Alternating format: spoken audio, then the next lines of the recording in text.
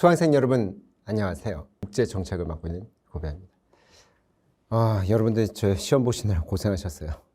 7급직 이제 뭐 국제 정책 뭐 7급직에 있는 거고 영사직에 있죠. 그냥 총평 하나만 말씀드릴게요. 매우 어렵습니다.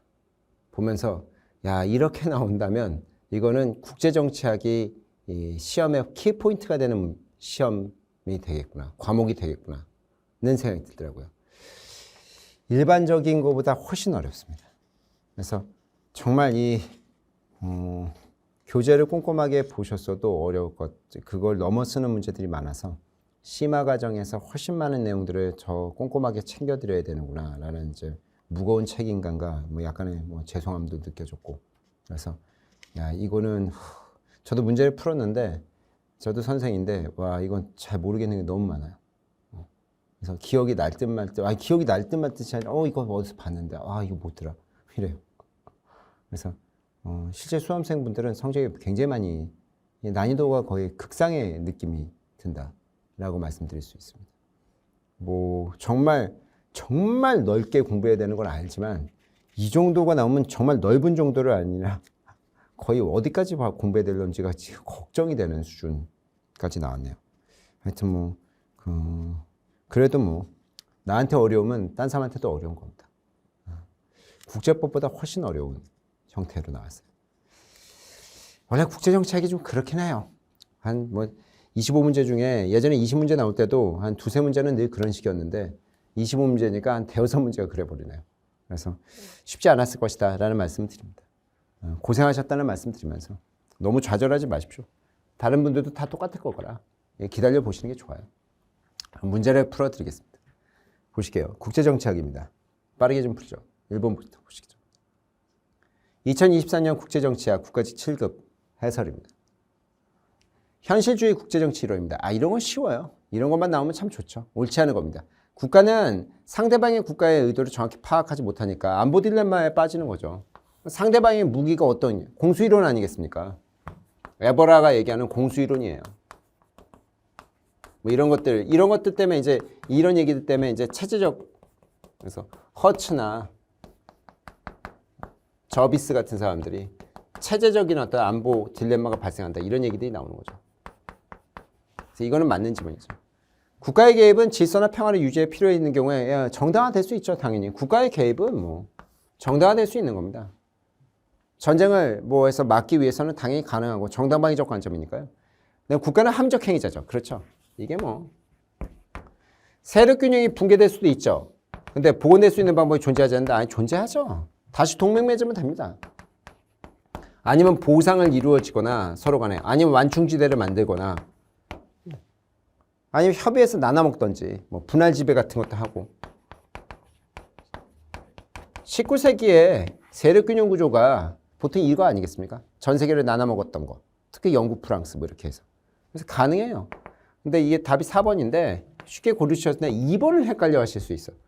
공부가 잘 돼 있는 분들이 국가의 개입은 이 질서나 평화 유지에 필요한 경우 외에도 되는데, 그러니까 여기가 만약 시험 지문에 질서와 평화를 유지에 필요가 있는 경우에만 정당화될 수 있다. 이러면 틀린 지문이지만 그 경우에는 정당화될 수도 있다니까 맞는 지문이죠. 이게 만약 M만 그랬으면 2번도 틀리는 거지만 이해되시죠?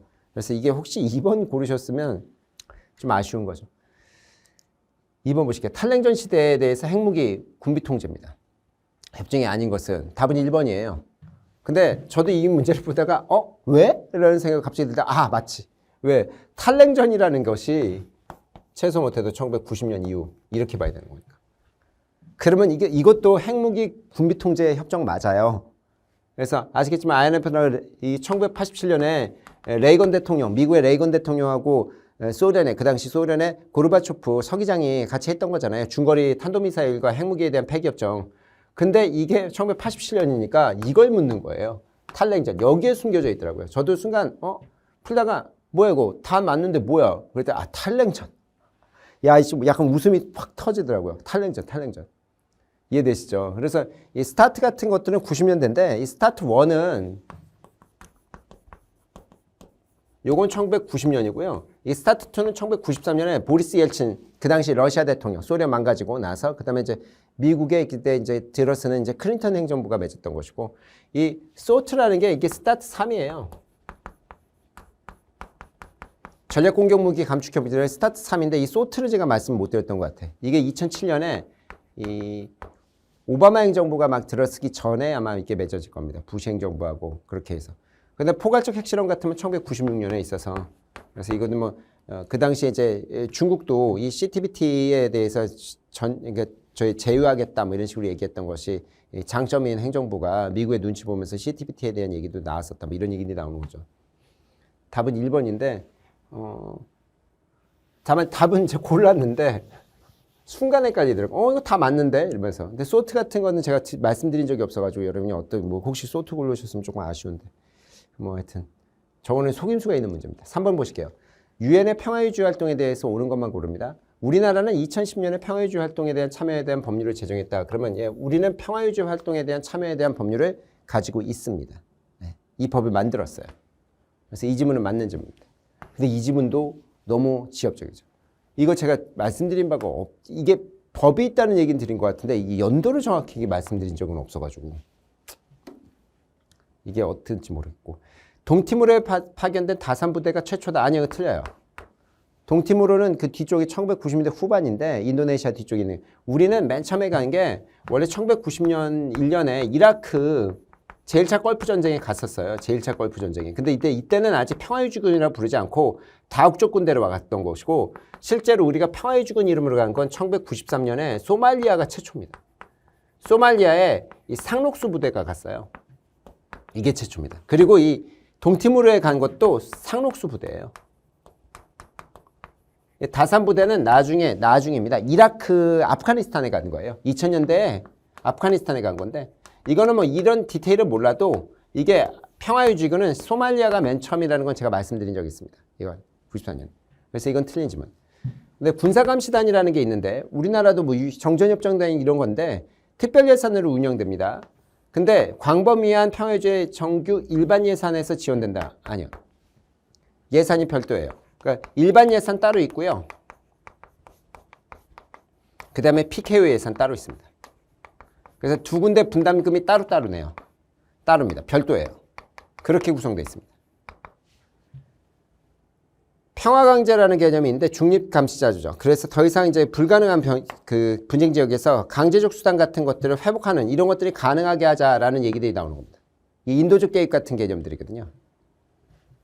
답은 지금 2번이 되는데 옳은 것이죠. 답은 2번이 되는데 와 이거 어렵습니다. 왜냐면 저도 이제 이거는 X인 걸 확실히 알았거든요. 그래서 이제 니은이 들어가면 안 된다는 거는 아는데 이게 정규 예산에 포함되는지가 헷갈리더라고요. 그렇다면 근데 이제 1번을 제가 알고 있어서 답은 저는 맞추긴 했는데 기억하고 디귿이 있으면 고르는데 기억하고 디귿이니까 다행이긴 한데 이거는 제가 정확하게 이거를 수업에서 정확하게 말씀드린 적이 없는 것 같아서 다만 니은은 제가 말씀드린 적이 있고 그렇죠? 이거를 얘기를 안 드렸고 이것도 이제 얘기를 안 드려서 여러분이 맞추시긴 좀 쉽지 않았지 않았나. 좀 죄송스러운 느낌이 들더라고요. 죄송합니다. 4번에 트루먼 독트린. 요거는 뭐 이건 틀리시면 안 됩니다. 이건 무조건 1번이에요. 더 설명드릴 필요 없어. 이거는 터키하고 그리스에 이 공산주의 문제가 있어서 공산주의 게릴라 활동 같은 것들이 있었어요. 그 당시에.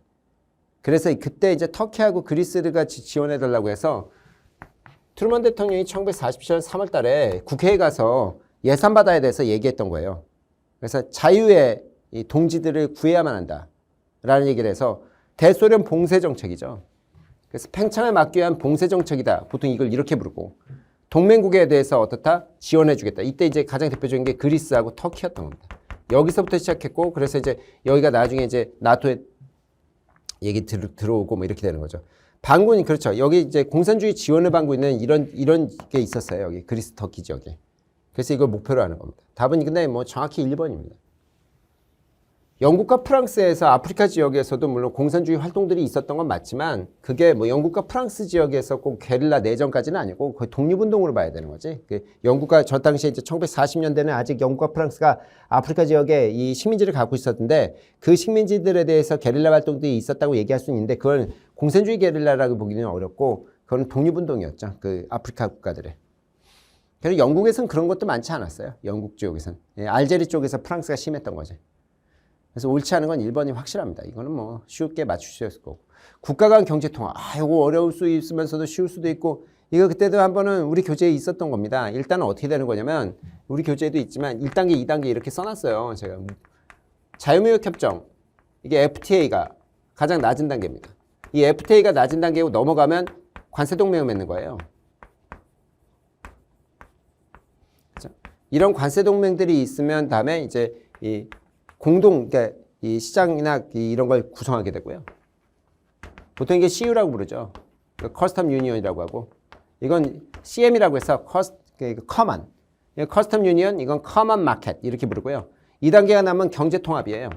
근데 이제 경제 완전 통합은 아니고 경제 동맹 구조로 갔다가 그다음에 이제 나중에 경제 통합으로 가는데 경제 통합 같은 것들이 뭐냐 그러면 이런 것들이 이제 지금 우리가 보고 있는 EU죠. EU의 성장 같은 걸 보면 FTA 같으면 이제 나프타라든지 우리나라도 이제 FTA 맡고 있고 맨 처음에 이제 비슷했는데 이게 관세동맹 형태나 이런 식으로 이제 받는 건 그러니까 남미의 메르코수어 같은 게 이런 겁니다. 메르코수어가 남미에 그다음에 이제 이게 EC 같은 것들 EC 같은 거 이제 이게 EC나 이렇게 발전하는 거거든요. 그러면 이게 일단 자유무역 협정이 가장 낮은 단계입니다. 나부터 시작했죠. 이런 것도 이제 고르실 때도 나가 두 개니까 나가 두 개일 가능성이 높고 그러면 결국 이건데 관세동맹 맞고 그 다음에 화폐동맹이냐 공동시장이냐 공동시장 다음에 화폐동맹이에요. 그렇죠? 공동시장 다음에 화폐동맹. 화폐동맹이 왜냐면 이게 화폐동맹이거든요. 왜? 유로화니까. 화폐동맹이 경제통합의 가장 끝입니다. 같은 화폐를 쓰는 게. 답은 2번입니다. 이거를 헷갈리실 수가 있어요. 이거와 이거를 헷갈릴 수 있는데 공동시장이 더 세다고 생각하시면 안 됩니다. 이거는 우리 교재에 있었던 거고 이거는 맞추셨겠지 싶습니다. 왜냐면 유로 돈을 같이 쓰는 게 끝판이에요. 사실상. 경제에서 같은 통화를 쓴다는 게 끝이죠. 답은 이거는 2번으로 보시고 체크해 두시고 6번 보세요. 이게 이 알렉산더 윈트죠. 알렉산더 윈트 교수의 이제 구성주의에 대한 얘기가 나오는데 어떤 게 옳은 거냐라고 하면 정체성을 중시하는 거죠. 윈트는 만들어지는 거라고 얘기했잖아요. 그러니까 구성된다는 게 형성된다는 겁니다. 그래서 그 정체성에 따라서 만들어 나가는 거지. 물론 이게 관념론적이죠, 여기가.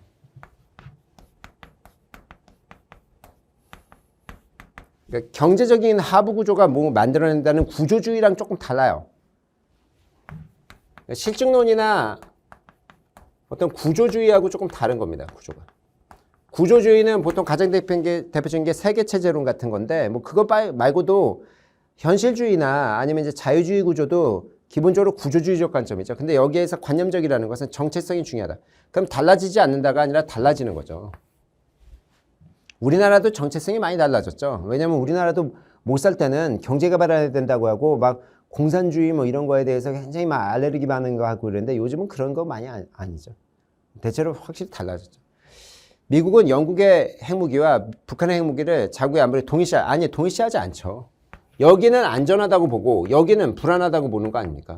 그러니까 어떤 사안을 볼 때 그 보는 것마다 다르게 한다는 거죠. 이런 게 정체성과 관련돼 있는 거예요. 동일시하지 않아요. 미국이 북한의 핵을 걱정하지 영국의 핵을 걱정하지 않습니다. 동맹국이니까. 로크적 문화라는 것은 경쟁국의 주권을 인정하죠. 그럼요. 근데 분쟁 중에도 강제력 행사에서는 안전이 배제된다. 아니요. 그렇게 얘기하지 않죠. 현실적이에요. 그러니까 현실주의는 아니죠. 홉스와 칸트식, 칸트식, 그 다음에 로크식이 있는 거죠. 이 로크식을 그르티우스식이라고도 얘기할 수 있고 헤들러블이라는 분이 얘기했다는 거 아니겠습니까? 영국의 역사학파. 그럴 때 여기가 이제 현실주의 관점이고요. 여기가 이상주의라고 보통 부르고요. 여기가 우리가 보통 얘기하는 자유주의적 관점이에요. 그렇다면 자유주의가 무정부성이나 이런 걸 부정하지는 않거든요. 그렇잖아요. 무정부성이나 이런 것들이 케너스 베스가 얘기하는 무정부성 같은 것들을 조지 프나이 교수나 로버트 코엔 교수가 갖고 온단 말이에요. 보통 두 분은 이제 합해서 이제 코엔 나이 교수라고 부르는데 둘 합해서 그쪽에 얘기하는 거니까 이쪽이 완전히 배제하진 않아요. 강제력 같은 게 가능성이 있다고 보죠. 물론 이제 이쪽은 협력, 그다음 국제기구를 훨씬 중시하지만 4번에 보시면 물질적 자원, 공유된 지식, 그렇지.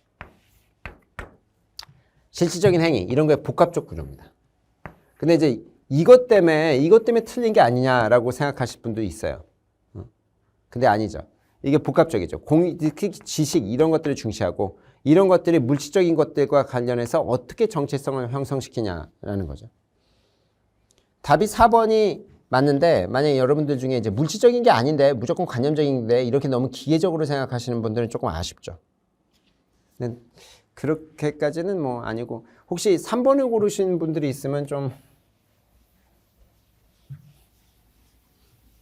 왜냐면 이게 아시겠지만 차라리 이렇게 얘기하려면 분쟁 중에 강제력 행사에 완전히 배제된다면 차라리 뭐예요? 칸트식으로 봐야죠. 칸트식 문화로 봐야죠. 이제. 그래서 이게 답은 4번입니다. 맞출 수 있었을 것 같은데 모르겠습니다. 7번 청일전쟁에 대한 얘기입니다. 요거는 기출이 있었기 때문에 그래도 맞추시지 않았을까 싶어요. 옳지 않을 겁니다. 삼국 간섭이 있었죠. 그래서 러시아의 전쟁을 위해서 영국입니다.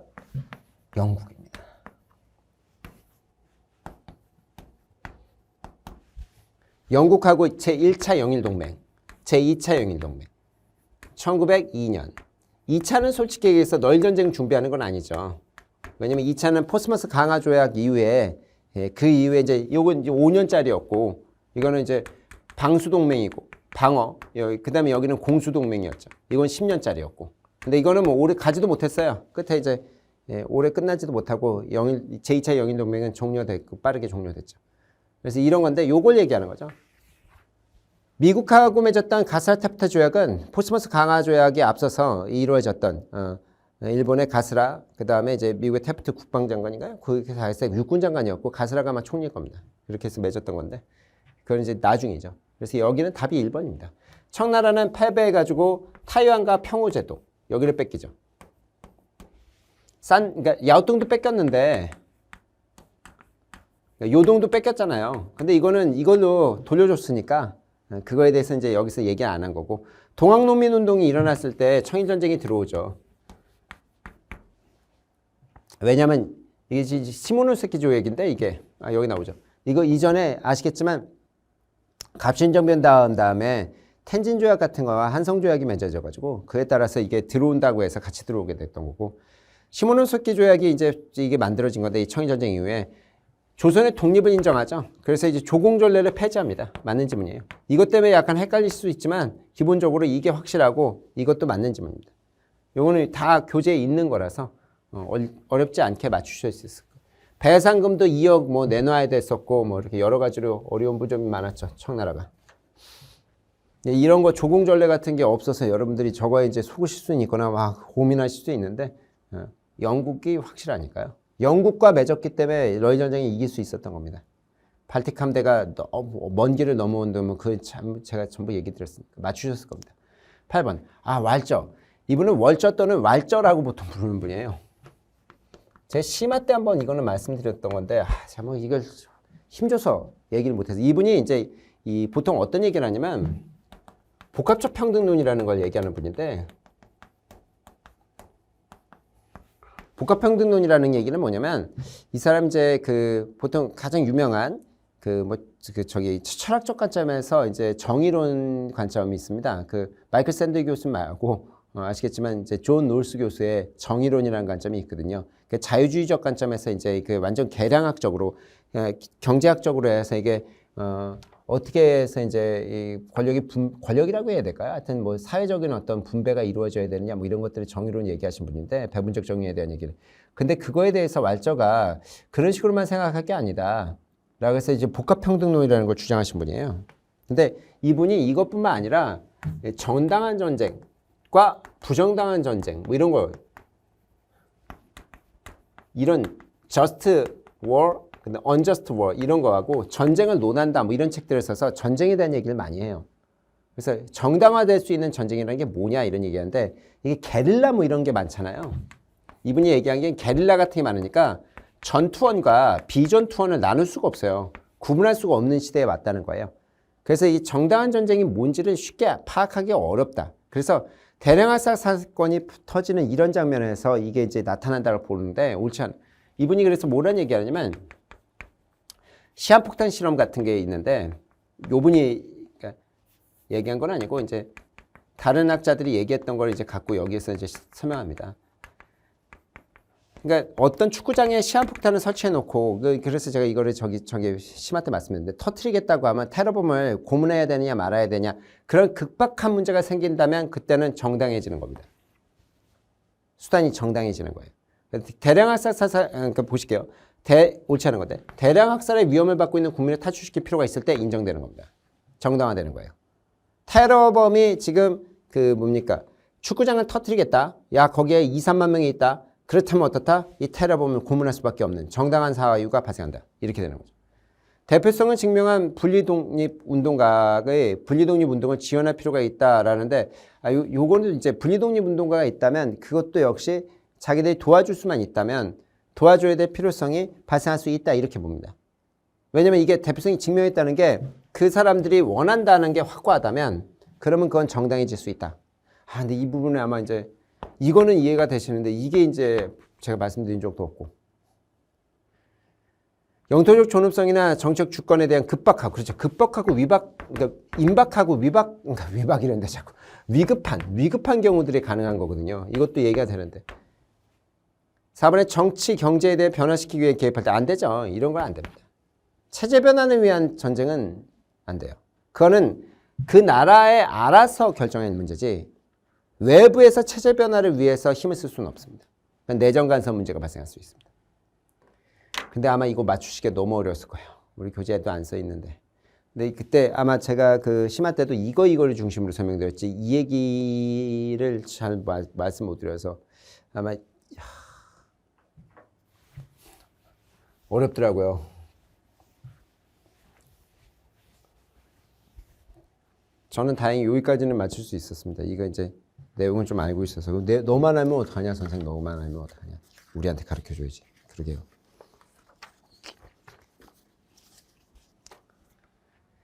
어려운 문제입니다.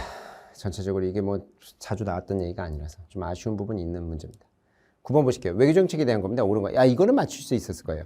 자 아시겠지만 유명한 학자시죠. 그레미 알렉슨 교수. 보통 이제 미국과 중국 사이의 패권에 대한 얘기를 많이 하시는 분인데 이분이 이제 모델 1, 모델 2, 모델 3 이렇게 해서 이제 나눴지 않습니까? 합리적 행위자 모형, 합리적 선택 모형이죠. 그 다음에 뭡니까? 조직 과정 모형. 그 다음에 이게 SOP죠. 그래서 쿠바 때 이게 SOP가 나와서 그냥 그 다음에 관료 정치 이렇게 되는 거예요. 그러면 여기 관료정치 모델 같으면 대통령은 중요한 아니요. 관료정치는 이게 부서의 어떤 자기들만의 어떤 이익이 있어요. 부처 이익이 있습니다. 그래서 이게 아니에요. 대통령을 오히려 속입니다. 얘가. 그러니까 특히 이제 뭐 얘기되는 게 CIA가 몇통 영화 같은 데도 많이 나오지만 CIA가 대통령을 속이고 뭐 이렇게 이런 관점이에요. 관료정치는 자기들만의 이익이 있어요. 내부적인 이익이 있습니다. 그래서 이건 틀린 의지입니다. 쿠바 미사일 위기 때 그렇죠. SOP입니다. 조직과정 모델 같은 것들. 이거에 따라서 그냥 안일하게 넘어간다고 해야 될까? 정해진 매뉴얼대로 했기 때문에 오히려 위기를 해결할 수 없는 그런 문제가 발생할 수 있다. 디귿번. 한스 모겐소는 전쟁 수행과 외교 정책은 최종 목표가 동일해요. 뭐겠습니까? 권력이에요. 그 다음에 이 로즈노 교수는 그렇죠. 이렇게 이게 예비 이론 아니겠습니까? 프리티오리라고 해서 이 차원을 얘기하는 거죠. 그래서 이게 매우 중요하다 이렇게 하면 기억 빼놓고는 다 맞다고 하면 답은 4번입니다. 근데 요거 우리 교재에 있어요. 다. 요거는 이런 표현까지는 안 써놨지만 당연히 아실 거고 이거는 맞출 수 있었을 거라는 생각이 듭니다.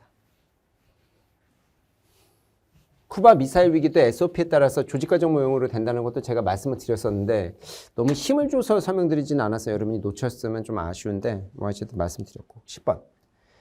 미국의 인도태평양 전략에 대해서 옳지 않을 것 같습니다. 쿼드라고 해서 요거는 이제 제가 설명드린 적이 없어. 쿼드라는 게 이게 4개 국가예요. 그래서 쿼드라고 부르는데 이게 다이아몬드라고 부르죠.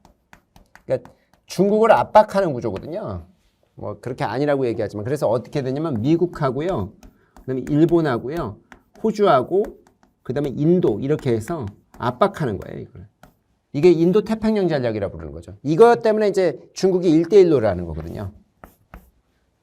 근데 이것 때문에 1대1로인지 1대1로 때문에 이건지는 모르겠지만 순서대로 하면은 1대1로가 먼저 했던 거고 이게 그 다음에 나온 건 맞습니다만 야권의 미국과 중국의 아시아권에서의 패권의 경쟁이죠. 여기는 1대1로 여기는 다이아몬드라고 보통 부릅니다. 쿼드라고 부르죠. 그렇다면 미국은 인도태평양 전략을 위해서 이름을 바꿨어요. 이게 2018년에 이름 바꿨습니다. 인도태평양 사령부를 바꿨어요. 인도는 미국과 양자동맹을 아니요. 쿼드예요. 쿼드. 다자정맥구조.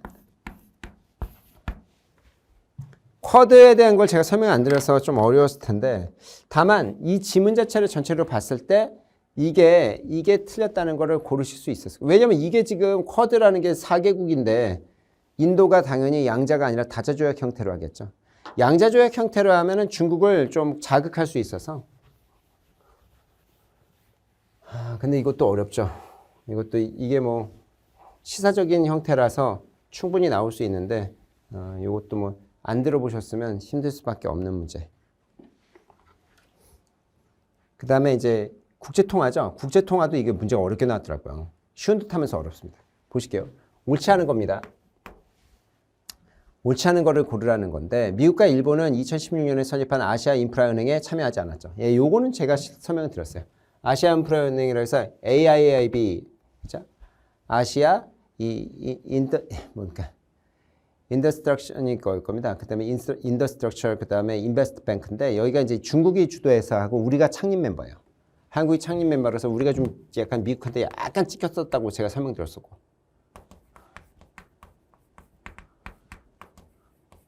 근데 이제 일본도 들어올까 했었어요. 눈치껏 안 들어온 거지. 미국이 별로 안 좋아하는 거 눈치껏. 그래서 요거는 중국이 주도하는 겁니다.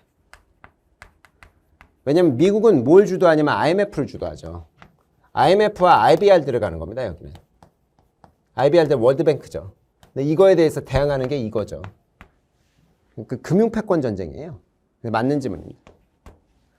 IMF는 트래핀의 딜레마 문제가 있죠. 그래서 이제 이 SDR이라고 해서 스페셜 드링 라이츠라고 해서 특별 인출권 문제가 있었죠. 이게 1969년. 이미 맨 처음에 브랜든 루즈 회의에서도 이 얘기가 나왔어요. 그래서 뭐 방코르라고 해서 이제 그걸 할 거냐, 케인즈가 방코르 같은 거 하자 그랬더니 미국의 덱스터 화이트 덱스터가 그거 말고 달러를 기축통화로 하면 된다 그래서 미국이 중심이니까 이제 영국의 케인즈는 이제 안 됐고 그래서 그때 이제 SDR 얘기들이 나왔어요. 그러다가 이게 1969년에 트래핀의 딜레마가 눈앞에 오고 그런데 이게 제한돼서 했지만 뭐 닉슨 쇼크로 이제 문을 잠근 거는데 하지만 지금도 SDR입니다. 지금도 SDR이에요. 우리나라가 IMF로부터 경제 지원 받았다는 게 SDR 구조예요. 그래서 SDR 구조라서 우리가 우리 돈을 찍어내서 처리하고 그걸 이제 IMF가 보증하는 구조 이렇게 들어가는 겁니다. 프라자 합의네요. 일본 엔화와 소득 마르크화를 평가 절상시켜라. 평가절상시켜. 평가절상이라는 게 환율을 낮추는 겁니다. 그러면 어떻다? 가격 경쟁을 잃어버리죠. 그래서 일본이 이제 잃어버린 20년, 30년 뭐 이런 얘기들이 나오는 거죠. 이걸 지금 미국이 중국한테 요구하는 거예요. 실은 환율 조정하라고. 근데 중국이 버티고 있는 거고. 그래서 미국이 이제 그거에 대해서 격하게 반응하는 거고 중국은 또 뭡니까? 역시 격하게 반응하면서도 또 눈치 보고 있고 뭐 이런 건데. 일본, 중국, 미국은요. 아시아 금융위기 때 이게 1997년. 보통 우리나라에서 동아시아 경제 위기야. 근데 IMF 시기라고 보통 부르죠. 이때 이거를 극복하기 위해서 아시아 통화기금, 아시아 모니터리 펀드 창설에 합의했다. 아도우. 이거 일본이 주도했던 겁니다. 1997년이에요. 이거 우리나라도 이때 들어가려고 했었어요. 근데 미국이 반대했습니다. 중국은 이때 뭐 얘기도 못해. 중국은 이 당시에는 지금 미국을 100으로 봤을 때 경제력 중국이 2021년에 78까지 따라왔어요. 78. 100으로 봤을 때. 근데 이 당시 말씀드릴게요. 90년대 6%. 미국을 100으로 봤을 때 6%야. 1995에. 그렇게 따진다면 중국은 이 당시에 뭐 얘기도 못하는 거야. 여기서 지금의 중국이 아니에요. 이때는 땅덩어리만 트지 아무것도 없었던 거고 일본이 만만치 않았었기 때문에 그 당시만 해도 약간 이때부터 내리막길이었지만 그래서 일본이 독자 노선을 따지려고 했던 거지. 근데 이걸 어떻다 미국이 반대했고 일본이 뭐예요? 깨갱했지. 이게 AMF라는 거예요. 이게 AMF도 제가 이제 심화 때 이거를 말씀을 드렸던 것 같은데 힘줘서 말씀을 안 드려가지고 이걸 놓치셨을 가능성이 높아요. 그래서 이게 맞추셨었어야 되는데 근데 뭐 워낙 1, 2, 3번은 잘 아시는 거라 4번을 맞출 수 있었을 겁니다. 이게 AIIB가 실은 이거예요. AMF라고 일본이 주도했던 건 못했고 중국이 한 17, 18년 만에 이 AIIB라는 걸 만들어낸 거죠.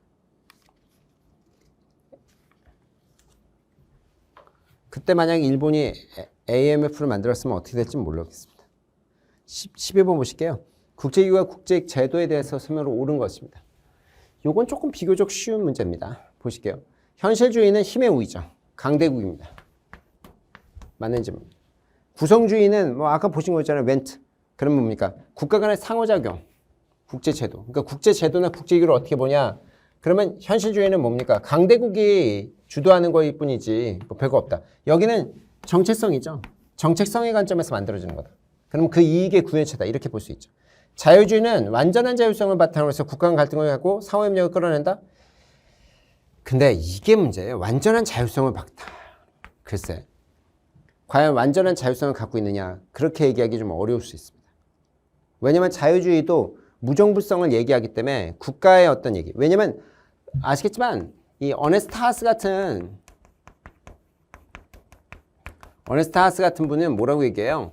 이분은 이제 정치적 결단 이런 것들이 통합이나 국제제도 이런 것들에 각국의 정치지도의 정치적 결단 같은 게 들어가기 때문에 완전한 자율성을 바탕으로 한다. 이 표현은 맞다고 볼 수가 없어요. 국제기구가 완전한 자율성을 갖고 있지 못합니다. 유엔이 러시아 우크라이나 전쟁 못 막아요. 구조주의죠. 구조주의는 국제 자본을 바탕으로 해서 빈국가 보기 이거는 자유주의 관점이지. 구조주의는 가장 대표적인 게 세계체제론이에요. 에마누엘 에란스타인의 세계체제론은 뭐예요? 종속이론이에요. 그러면 착취구조지. 답은 뭡니까? 기억하고 니은으로 봐야 됩니다. 이거는 맞출 수 있어요. 이건 맞출 수 있건데 다만 이게 헷갈리실 가능성은 높지만 그래도 이거는 틀리지 않으셨을 것 같습니다. 이건 뭐 워낙 계속 봤던 거라. 13번. 핵무기 비확산 NPT. NPT도 우리 교재에 잘 돼 있어서 아실 거예요. 수평적 핵확산. 전 세계가 가져가는 지금 같은 구조. 뭐 북한도 갖겠다, 이란도 갖겠다, 뭐 이런. 우리도 뭐 솔직히 눈치 보고 있고 갖고 싶어서 이거를 통제하려는 걸로. 그래서 1970년에 이제 1968 뭐 이럴 때 해서 미국하고 소련이 거의 반강제로 해가지고 중국이나 프랑스가 되게 툴툴거렸어요. 저거 만들어질 때. 그래서 이제 겨우겨우 만든 거죠. 그때 이제 핵 보유국은 어떻다? 상임위 사고, 안보리 상임위 사고, 미국, 영국, 프랑스, 중국, 그다음에 소련 이렇게만 갖고 있는. 지금도 그 얘기입니다. 물론 이제 비공식적으로 뭐 국가들이 이제 인도, 파키스탄 아니면 이스라엘은 얘기한 적 없고 여기는 인도, 파키스탄 얘기했고 이제 북한도 자기들이 얘기하고 있고 탈퇴 규정이 있죠. 탈퇴 규정이 이게 3개월입니다. 안보리 승인도 필요 없어요. 이건 제가 써놨어요. 시험에 예전에 나왔던 거라. 그래서 이게 시험에 나왔던 거라 우리 교재에 써져 있고 설명도 다 드렸고 맞추셨을 겁니다. 원자력 기구 IAEA에 이게 IAEA가 NPT 때문에 만들어진 건 아닌데 NPT가 만들어지면서 IAEA 쪽에 맡겼어요. 전기사차 받고 있죠. 특히 우리나라가 많이 IAEA의 요주의 대상이라는 것도 말씀드렸었어요. 14번 UNDP 이것도 말씀드렸습니다. 그래서 인간 개발 보고서 이 표현은 안 써놨는데 우리 교재에 이 표현은 안 써놨는데 인간안보라고 해서 얘기를 드렸었어요. 인간안보. 그래서 인간안보가 뭐냐? 식량, 그다음에 보건, 공동체, 그다음에 경제도 문제고요. 개인의 어떤 자유라든지 정치적인 것들, 그다음에 환경 이렇게 해서 7가지예요. 7대라고 해서 경제, 식량, 그다음에 이제 보건, 그게 환경으로 연결되고 공동체가 정치고 개인이다. 이렇게 되죠. 하드 파워 구조의 군사 안보는 이건 옛날 스타일이고. 그래서 요거는 그때 제가 얘기를 드렸고, 여기서 이제 연결된 게 새천년, 그 이제 2000년쯤에 만들어지는 새천년 개발 그 계획에서 계획이라고 해서 MD, 그러니까 새천년 개발 계획이라고 해서 이게 2000년부터 2015년까지. 그 다음에 이거에서 이제 해서 SDGs라고 해서 이제 뭡니까? 지속 가능한 개발 목표 이렇게 해가지고 이게 2015년부터 해서 2023년, 2030년까지 이렇게 해서 변화됐다. 요게 이제 8가지 정도였다가 여기가 이제 17가지로 세분화시켰고 저 인간안보에 입각해서 하는 거죠. 답은 2번인데 요거는 뭐 여러분 우리 교재에 있고 제가 설명드렸기 때문에 맞추셨을 겁니다. 아, 이거 못 맞추셨을 겁니다. 죄송해요. 이건 말씀드린 적이 없어. 옳은 겁니다. 공공안보법이라 외교법이라는 걸 2016년에 만들었대요. 아, 몰라. 나도 이 문제 본다면 모르겠어. 우리나라 공공외교법이 있는지 모르겠어. 그럼 2번 보세요. 공공외교법에 대해서 제정해서 평화의 주권. 아, 이거는 확실히 아니라는 걸 알아. 왜? 여기는 아니에요. 이건 뭐니까? 평화유지법이 따로 있었다고 말씀드렸잖아요. 아까 2010년에 만들어졌다며. 평화유지군 참여법이 있잖아요. 우리 법이. 거기 나와 있는데 아까 우리 시험 문제에 있었던 거니까 이거는 몰라도 아, 여기 뭐야? 이거 말이 안 되지 라고 딱 알 수 있는 거지. 공공외교 주교성으로 해서 이관된 한국공공외교재단. 몰라 이것도. 이건 틀린 거 확실한데 이건 모르겠더라고. K-팝 때 민간 부분이 주도적 역할을 하고 있고. 그렇죠. 근데 이건 틀려. 소프트야. 하드 파워가 중심이 아니에요. 그냥 틀렸어. 이거 중에 골라야 되는 겁니다. 저도 문제 푸니까 다 모르겠어. 틀린 것 같은데. 제가 이걸 골랐을 거예요. 이거 아닙니다. 국제교류재단이랍니다. 코이카. 아씨. 코이카 개념들. 죄송합니다. 한국국제교류재단이에요.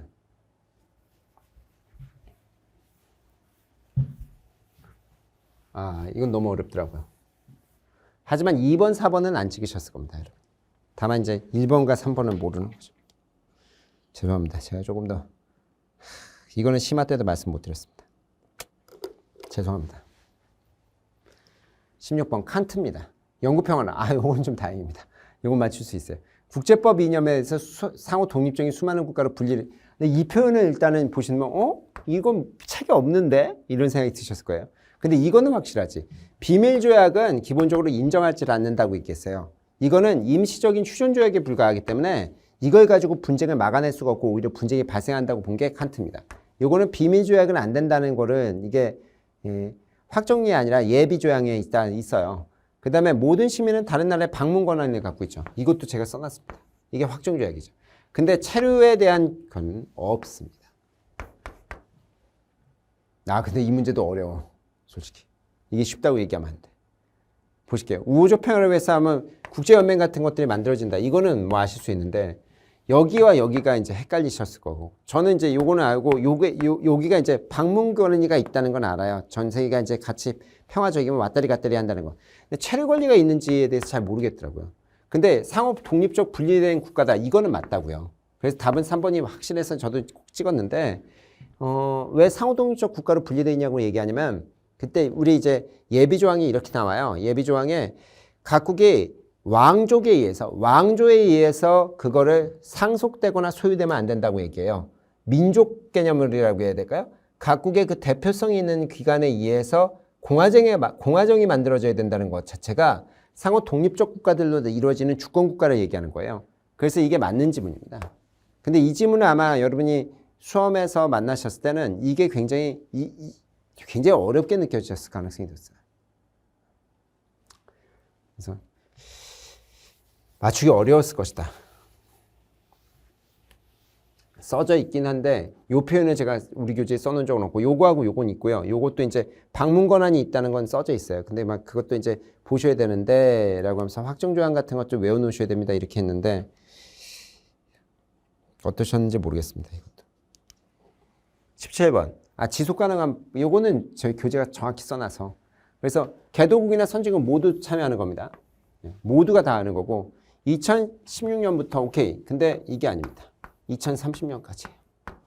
답은 2번. 이거 뭐 우리 교재에 정확히 써놨기 때문에 여러분이 맞출 수 있었을 겁니다. 빈곤 종식 뭐 이런 것들이 17가지로 하는데 여기 17가지인데 세부는 17가지고 크게는 15가지 영역으로 나눠져 있는데 이 표현도 제가 안 써놨죠.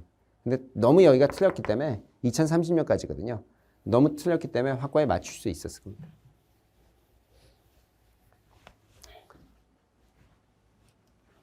(18번) 일본인데 일본에 대한 외교 정책도 지금 써놓긴 했었죠. 근데 좀 부족한 부분이 있어서 이게 어렵더라고요. 일단 다나카 가쿠이에 총리가 1972년에 중국가 가서 수교했습니다. 근데 이게 중일 공동성명이거든요. 이게 72년에 가서 했던 게. 근데 요거를 제가 중일 공동성명이라고 정확히 안 써놓은 것 같아서 그쵸. 중일 공동성명이라고 제가 써놓지 않았어. 거기다가 수교만 했다고 써놨지. 이게 중일 공동성명으로 수교를 했거든요. 그래서 이게 혹시 헷갈릴 수 있는데 수교를 했다는 거 확실합니다. 다나카가. 그 다음에 노부스케 총리도 우리 교재에 써놓긴 했는데 노부스케 총리가 미일 신안보 이게 미일 신안보 조약이거든요.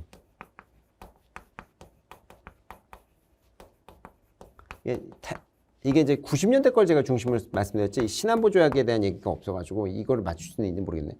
여기서 명확하게 했거든요. 이거를 왜냐면 1951년에 그 당시에 이제 시게루 총리 요시다 시게루 총리가 이게 샌프란시스코 강화 조약 갔다가 미국이랑 미일 방위 조약을 맺거든요. 상호 방위 조약을 51년에. 그래서 이제 사실상 52년부터 시작돼요. 그래서 이제 제 책에는 아마 50이라고 써 있을 텐데 조약 체결된 건 51년입니다. 실시한 건 이제 52년부터니까 50이라고 제가 써놨지만 그래서 이거 다음에 요거를 명확하지 않다 그래서 이거는 이제 바꾼 게 처음 60년입니다. 노부스케가 아마 1958년인가 56년인가 이때부터 아마 60년인가 62년까지 했거든요. 그 다음에 이 나카소네 총리라고 보통 부르는데 요분은 1980년대입니다. 레이건 대통령 미국에 있을 때 우리나라 보면 전두환 세력이 이제 정권을 장악하고 있을 때 했던 건데 무기 수출 3원칙이라는 게 이거 어렵더라고요. 이게 사또 에이사쿠 총리 때입니다. 에이사쿠 총리도 제가 써놨는데 이게 1960년대. 여기에 64년부터 해서 1972년까지인가? 여기 이제 다나카 총리 되기 전까지 했었어요. 이 사람이. 70년인가? 그래서 에이사쿠 총리가 있을 때거든요. 근데 이제 에이사쿠 총리가 있을 때 1967년에 뭐 어떤 얘기를 하냐면 크게 두 가지 얘기예요. 핵무기에 대한 비핵 3원칙이라고 해서 핵을 보유하지도 않고 만들지도 않고 반입하지도 않겠다. 그 다음에 무기 수출 금지 원칙이라고 해서 공산권에 팔지 않겠다. 유엔이 수출 금지하는 국가에 팔지 않겠다. 그 다음 분쟁 지역에 팔지 않겠다. 이게 수출 3원칙입니다. 그러니까 여기가 나카소네가 아니라 에이사쿠예요. 그래서 이게 답이 3번인데 이게 우리 교재에 일본에 대해 써놓긴 했는데 이게 막 정확하게 딱딱딱딱딱 이렇게 안 해놔가지고 이게 아주 어려웠습니다. 자 이제 정확하게 제가 무기 수출 3원칙 이게 비핵 3원칙이라는 건 들어본 적이 저도 있는데 무기 수출 3원칙은 저도 처음 있는데 나카소네 때는 이게 이런 구조가 아니었어요. 나카소네 때는 오히려 미국이 요구하는 바가 많아서 무기 수출을 일본이 많이 하고 있어서 이제 답을 3번으로 고를 수는 있었지만 이 문제는 매우 어렵습니다. 이 문제 진짜 어렵더라고요. 그래서 여러분들 맞추시기는 거의 어려울 수도 있다. 일본에 대한 거는 정말 이렇게까지 나와 있는 교재가 많지 않아요. 그래서 이거를 맞추시긴 좀 어려웠고 이러면 이 정도가 나온다면 이거 못 맞추지 싶더라고요. 그럼 이거는 정말 꼼꼼하게 일본하고 중국은 정말 꼼꼼하게 말씀드려야겠구나. 일본에 대한 것도 그래서 한번 심화 때 말씀을 드렸는데 조금 더 확고하게 말씀드려야겠구나 이런 생각을 했습니다. 나카소네 때는 오히려 무기 수출 부분에서 이 주한미군 쪽에다는 팔 수 있다는 형태로 해서 약간 열어줬고요. 나중에 이제 이 고이즈미 2000년대, 2005년에도 역시 이제 무기 수출과 관련해서 약간 풀었어요. 지금도 무기 수출 3원칙이나 비핵 3원칙은 유지는 하고 있는데 예전보다는 좀 플렉서블하게 바꿔놨어요. 답은 3번입니다. 나카소네 때는 1980년대입니다. 문제가 매우 어려운 문제입니다. 맞추기 어렵습니다. 이것도 너무 어렵더라고요. 이 시기 문제가 정말 어렵죠. 개성공단이 언제 폐쇄되냐면 박근혜 전 대통령이 탄핵되기 직전쯤 2016년에 2월 달에 이게 깨졌죠. 왜냐면 이거 깨질 때가 북한이 6차 핵실험을 하겠다고 해서요. 결국 6차 핵실험은 2017년에 해버립니다. 근데 여기까지는 알겠는데 핵무력 정책법은 잘 모르겠더라고. 그럼 이거 가하고 나는 순서를 알겠는데 이걸 모르겠고 대북제재결의안이 만들어진 건 아닌데 이게 몇 톤이라고 하니까 이거 전혀 모르겠더라고. 그럼 순서는 가나인데 그래서 이게 중간에 껴있는 건지 아닌지 너무 어렵습니다. 3번만 빼놓고는 다 답이 될 수 있어서. 근데 이게 핵무력이 북한이 만든 건데 핵무력 정책법이 2022년에 만들어졌어요. 그렇대요.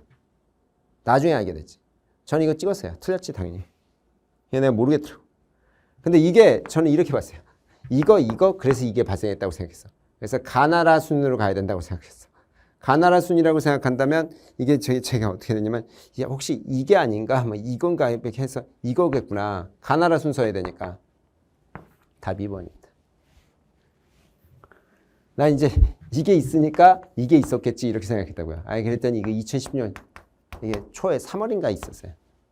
그래서 이게 있은 다음에 이게 있었고 그 다음에 이게 있고 이게 무슨 4월인가? 이게 9월이랍니다. 그랬습니다. 이것도 9월이고 못 맞춰. 선생님 네가 못 맞추면 어떡해. 어떻게 합니까? 개성공단의 폐쇄와 6차 핵실험은 알겠는데 이걸 모르겠더라고. 두 개를. 너무 어렵습니다.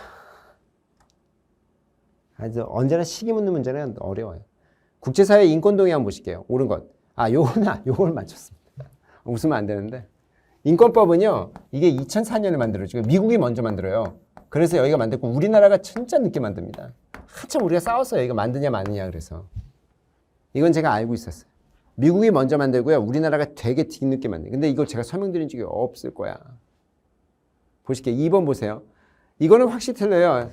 시민정치는 뭡니까? B규약이니까 이건 당연히 틀린 거고. 그 다음에 2번도 당연히 틀려요. 3번도. 1965년이고 이거 외우시라고 말씀드렸죠. 1984년이고 이게 1979년이고 아동이 뭐야? 1989년이고. 잘 아시겠지만 그 다음에 뭐 이주노동자 같은 경우가 1990년 그 다음에 뭐 나중에 2006년에 뭐 있어요? 2006년에 이제 강제실종이라든지 장애인 얘기가 있죠. 장애인 먼저 그 다음에 강제실종이에요. 근데 우리는 강제실종이 안 들어가 있고 이주노동자도 안 들어가 있습니다. 우리는. 나머지는 웬간하면 다 들어갔는데 이런 거는 빨리 들어가요.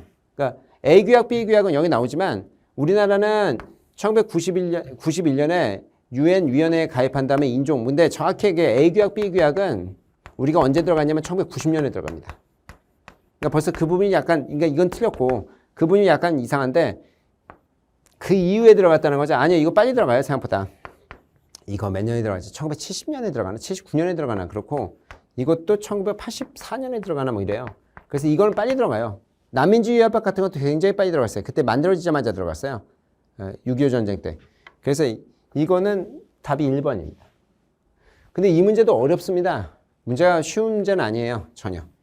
왜냐면 이 북한 인권법이 만들어진 시점 같은 것도 제가 말씀드린 적이 없는 것 같고 그 다음에 동시에 이거는 제가 말씀을 두 개, 뭐 이건 당연한 거고 이건 말씀드렸고 이게 우리나라가 들어간 건 우리 교재에 써놓긴 했는데 그거를 막 외우라고 얘기는 말 안 드려가지고 근데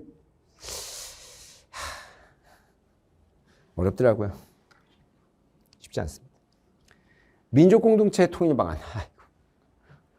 이게 언제 거냐면 이게 1995년인가 이때쯤에 이 김영삼 정부, 보통 이제 YS 정부라고 보통 부르죠. 문민정부라고 불렀는데 이때 만들어진 거예요. 근데 요것만 알고 계시다면, 근데 요것도 제가 써놨지는 않았지. 이거는 일단 아닙니다. 왜냐면 자주 평화 민족통일은 이건 72년에 7.4 공동성명이에요. 북한하고 같이 했던. 유신하기 전에. 그리고 북한은 저기 뭡니까? 저거 하기 전에. 주체사항 발표하기 전에. 요때 요거는 자주, 그 다음에 이게 민주 거예요. 자주, 민주, 평화 이럴 겁니다. 이게. 그래서 이게 좀 달라요. 자주, 민주, 평화 이럴 겁니다. 그러니까 자주, 평화까지는 똑같고 이게 민주예요. 민주. 민족이 아니야. 민족 대등결이 아니라. 그 다음에 요건 아닙니다. 죽었다 깨나도. 왜 이게 아니냐라고 하면 이건 고려연방제예요. 그래서 맞출 수는 있습니다. 이거 두 개가 날아가니까 답이 어떻다? 이렇게 돼요. 근데 여기 보시는 것처럼 여기가 이렇게 돼. 화해협력, 그 다음에 연방, 그러니까 연합이죠. 연합, 그 다음에 마지막에 총선거로 해서 처리한다. 그래서 나중에 정부도 같이 만들어야 돼요. 선거로. 이렇게 돼 있어요. 요것도 설명을 제가 정확히 못 드린 것 같아서 정확하게 여러분이 보셨는지 모르겠습니다만 다만 2번 같은 것들 고려연방제나 이런 거는 얘기 드린 적이 있는 것 같고 그래서 맞추셨으면 참 좋았을 텐데 생각보다 어렵더라고요. 이것도. 아 이거 극악 문제입니다. 결성시기. 아까 그거 뭡니까? 북핵 그거에서 개성공단도 어렵더니 이것도 순서 묻더라고요. 와씨. 미래안전보장 같은 건 이건 좀 빠르다는 거 말씀드렸죠. 51에서 52라고 보시면 됩니다. 근데 이거는 뒤죠. 53에서 54예요. 우리 이제 54에 뭡니까? 발효가 됐고 여기도 이제 50일에 맺고 52에 발효되니까 이렇게 돼서 체결되는 거니까 53에 결국은 이제 맺지를 못하고 54년 11월에 맺어요. 그래서 이렇게 되면 되는데 북한이 이걸 언제 맺었는지를 둘 다 61년입니다. 근데 61년인데 이게 7월 6일이고 이게 7월 11일이래요. 그러니까 소련 먼저 맺고 그렇다는데 이게 5일 차이야. 아이씨. 이걸 어떻게 맞추라는 얘기야. 근데 최소한 이게 일단은 이게 먼저 이거에 먼저인 건 확실해요. 이거는 확실합니다. 나가 뒤집어지면 안 돼. 그러니까 4번 아니면 1번인 거죠. 너무 어렵더라고요. 요거는 알고 있었고 제가 설명드린 바가 있었어요. 근데 이거를 모르겠더라고요. 다만 이건 찍긴 찍었습니다. 왜냐면 그 당시에는 소련이야. 근데 우리보다 이거 먼저 맺었는지 아닌지가 너무 헷갈리는 거야. 근데 내가 기억하기로는 왜 이걸 맞출 수 있었냐? 저는 너만 맞추면 되냐 선생님. 근데 소련이 6.25 전쟁 전에 이 방위조약을 안 맺어줬거든. 왜냐면 무서워했거든. 소련 핵무기 맡기래. 그러니까 소련이 전쟁 전에 맺었을 리가 없거든. 북한이랑. 그럼 소련이 뒤인데 중국이 먼저 맺었는지가 너무 헷갈렸어. 근데 그러면 다가 먼저 와야 되는데 그러니까 라가 먼저 와야 되는데 라가 먼저 와 있는 게 없어. 그러니까 라가 먼저 와 있는 게 없어서 맞출 수는 있었는데 와. 극악입니다. 극악. 요건 좀 쉬워요. 보실게요. 옳지 않은 것. 교토의정서라는 건 시장주의 방식이다. 이거는 뭐 말씀드렸고. 배축은 거래제를 갖는 것이다. 이건 말고. 그 다음에 파리 기후변화협정 2015년은 잘 아시겠지만 이 개도국이나 이런 것까지 다 감축 목표로 해. 자발적으로 갖고 있다. 이걸 기여제도라고 부르죠. 그런 걸 얘기했고. 12년에 이게 이 도하에서 만났었다는데 이 교토의정서의 시효를 2020년까지 연장하는 8년 연장하는 얘기를 해요. 왜냐면 12년이 끝나는 거였거든요. 근데 일본과 캐나다는 적극적으로 참여했다. 모르겠어. 우리 교재에 써져 있지도 않습니다. 코펜하겐 의정서만 써놔야지 이게 모르겠더라고요. 근데 파리 기후변화협약은 기본적으로 하향식이 아니에요. 하향식은 교토의정서인데 이게 상향식, 바텀업 방식. 그게 뭐냐면 각자 자발적으로. 그럼 이게 맞다면 이게 답이 되는 거죠. 근데 문제는 일본이 안 들어왔었대요. 여기서 2012년에 이게 도하에서 있었다는 이제 COP라고 부르는데 18차 COP에서 미국하고요, 중국하고 일본하고 인도 안 들어와 버렸답니다. 그랬다네. 오바마 대통령 때도 안 들어왔었다네. 인도에? 러시아지, 러시아. 그래서 중요 국가들이 안 들어왔다는 겁니다. 일본이 빼야 돼요. 그래서 아이씨, 너무 어렵지. 이걸 어떻게 알아? 근데 이제 다행히 요거 찌르시면 안 되고 요거인데 예, 상향식 방식입니다. 자기가 이제 내는 방식이니까. 24번 보실게요. 1차 세계대전 전후에 대해서 국제정세. 왜? 이것도 너무 어렵. 요번에는 국제정세 너무 어려워. 베르사유 조약은 프랑스가 그렇죠? 알자스 로렌, 자르 린다우를 회복했다. 알자스 로렌까지는 알겠거든요. 자르 지역도 이것도 가져갈 수 있는데 일단은 이거는 모르겠더라고요. 그 다음에 국제연맹 지도하에 일본이 산둥하고 남양군도를 가져가요. 그것도 알겠어요. 근데 이게 왜 틀렸는지 모르겠더라고요. 사이코스-피코 협정이라는 거는 나눠먹기로 했죠. 아랍권을. 그래서 이 예루살렘 쪽 이쪽 라인은 누가 가져요? 그쪽은 영국이 갖고 위쪽에 시리아 이쪽 라인은 누가 갔습니까? 프랑스가 갔죠. 유대국가 창설 합의했다? 아니요. 유대국가를 만들어줘야 한다는 발포 선언을 완전 얘들이 깨물은 게 이건 확실히 틀렸고. 그러니까 로잔 조약이 있었는데 1923년에 터키죠. 동부 트리아스 지역이라는 게 뭐냐면 이스탄불이 있는데요. 보르포로스 해협 있고 요 동네입니다. 근데 그리스가 그다음에 에게의 섬들을 가져갔어요. 뭐야? 이거 뭐 맞는 건지 틀린 건지. 그럼 이거 옳지 않은 걸 고르면 3번의 답이 되는 거 아닐까 이렇게 생각했는데 도저히 이거는 이거 모르겠더라고. 도저히 이것도 뭐야 그런데 다만 요게 아닐 거라는 생각을 했습니다. 왜냐면 짜르 지역은 나중에 아시겠지만 1935년쯤에 이 뭡니까 어디로 갈지 투표했거든. 그거는 프랑스 땅이 아니란 얘기거든. 그래서 이거는 그랬더니 보니까 요게 아니에요. 프랑스 땅이 아니라는 거거든. 왜냐면 자르 지역은 그때도 한번 문제 풀 때 말씀드렸잖아요. 어디로 갈 건지 선거했었다는 거 나오니까 이건 프랑스 땅이 아니라는 게 맞으니까 요건 틀렸다고 본다면 둘 중에 골라야 되는 거야. 둘 중에. 답은 4번이랍니다. 산둥반도는 조차한 거래요. 이거는 위임 통치 맞고 일본이 여기는 위임 통치 받게 된 거 맞고 이거는 중국이랑 해가지고 조차한 거랍니다. 아이고 왜 한숨이야? 아니 모르겠어. 이거는 확실히 뭔가 찜찜했고 이거 둘 중에 골라야 되는 건데 산둥을 조차한 건지 위임 통치인지가 몰랐고 답은 4번입니다. 엠프로스는 페데도스 같은 섬을 알지도 못하겠고 이건 뭐 아까 방금 전에 말씀드린 보르포로스 앞에 바로 있는 작은 섬들이더라고요. 이스탄불 지역입니다. 이 트리아스. 문제가 극악입니다. 동아시아 영토 문제. 이거는 그래도 좀 괜찮습니다. 이오도죠. 형평에 입각해서 아니에요. 우리나라만 형평이지 중국은 지 거라고 주장하니까 이건 절대 아니고 무조건 자기네 거래. 그래서 이건 아니고 포츠모스 조약을 맺었다는 거죠. 예, 이때 쿠리반도 못 가져가요. 남부 사할림밖에 못 받았습니다. 니콜라이 2세가 막 노발대발하고 이래서 요거는 이제 그래서 이거 틀리는 남부 사할림만 가져갔거든요. 고유 영토론을 근거로 해서 중국은 그렇죠. 센각과 다위다위에 대해서 자기네 땅이라고 계속 주장합니다. 얘들은. 이오도도 그러고요. 맞는 지문이고. 근데 이게 헷갈리더라고요. 또. 중국은 역사적 관할권을 주장합니다. 난사군도 여기에 대해서. 그러니까 스프레틀리에 대해서 이거 스프레틀리라고 부르잖아요. 여기에 대해서 이 역사적 관할권인데 이게 또 역사더라고요. 지리적 근접성 같으면 이게 왜 안 되는 걸 알거든. 지리적 근접성 가지고는 못 이기는 거 아니까 다 역사적 근거나 이런 걸 얘기하더라고요. 그래서 답은 3번입니다. 이거는 그래도 답은 3번을 고르실 수 있을 거예요. 문제가 너무너무 어려웠습니다.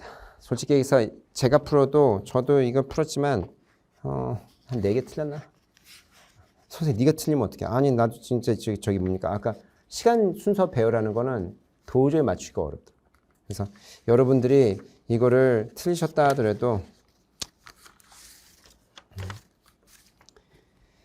더 강하게 공부했어야 될 수밖에 없는 더 제가 도와드려야 될 수밖에 없고 제가 더 분발을 해야 되겠구나라는 생각을 했습니다.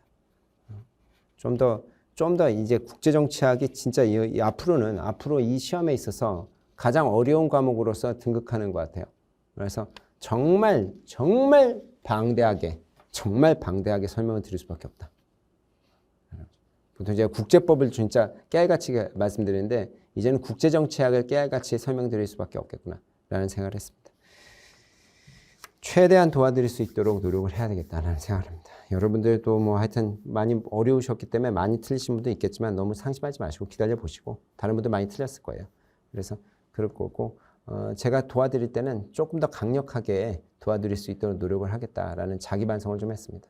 하여튼 여러분들 좋은 기회에 다시 만나 뵈면 정말 많은 양을 정말 성심성의껏 말씀드리도록 노력하겠다는 다짐을 합니다. 다음번에 그러면 여러분들 뭐 만나뵙게 되면 같이 공부하시도록 하시죠. 수고 많으셨고요. 감사합니다.